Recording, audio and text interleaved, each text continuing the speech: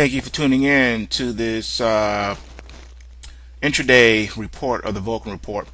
For those of you who are unaware of what has transpired today we just had the flash crash 2013.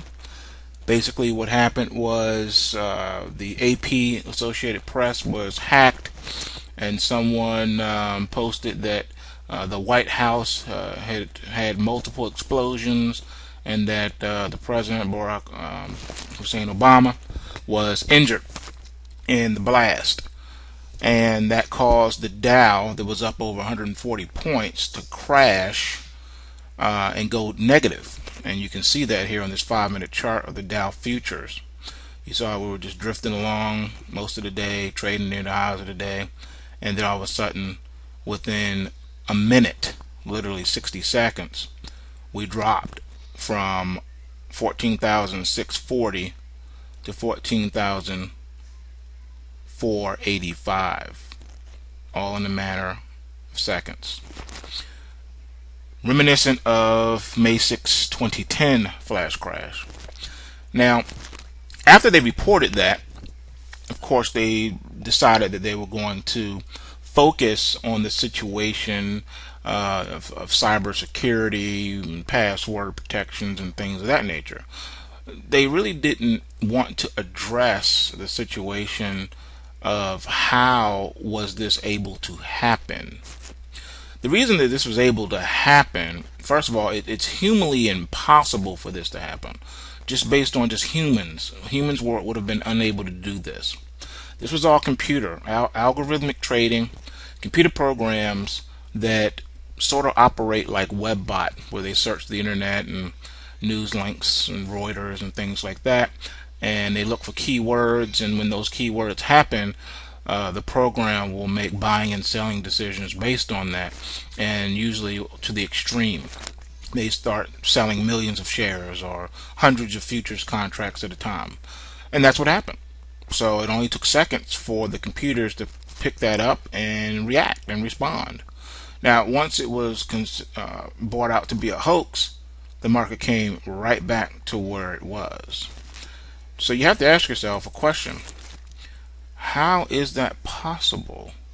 Where were the curbs? Remember, in the early 2000s and the late 90s, you would see the report showing you that curbs were in to cool the market down from going too high or going too low.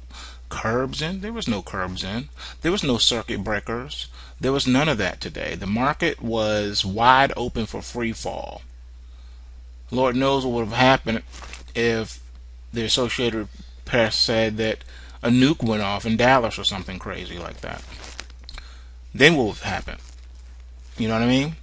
So the fact that the White House, came out and did a little quick press conference and, trying to reassure the markets and all this other stuff, very interesting. And I want to point out something else too this morning. This morning, we were supposed to have had, reports come out at 9 o'clock Eastern Standard Time. Those reports did not come out.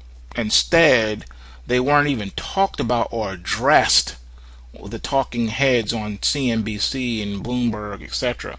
They waited until after the 9:30 opening bell to even address the issue. But those who were in the know were able to go and trade off of that information, and that's what bid the market up. Albeit the information that came out was not all that positive. As a matter of fact, it was weak. China's PMI, Germany's PMI, all bad. Okay, that's where we are. Okay, so another thing I want to point out too is that notice how this happened just days after the House passes this cybersecurity bill. Very interesting, isn't it? So it's getting the point across that we need to pass this, we have to do this, we have to control and regulate the internet and tax the internet and shut down the internet and do whatever they want to do with the internet. And that's what this is really about. Just like with the Boston bombings, which were staged, courtesy of your shadow government. Same thing here with the markets. The markets are wide open. We no longer have circuit breakers. We don't have stop limits like we do in the commodity futures markets where we have lock limit moves up or down. You don't have that in equities. You're wide open. Anything can happen. A robot can go rogue and sell 1 billion shares of something and crash the market at any moment without notice, without warning.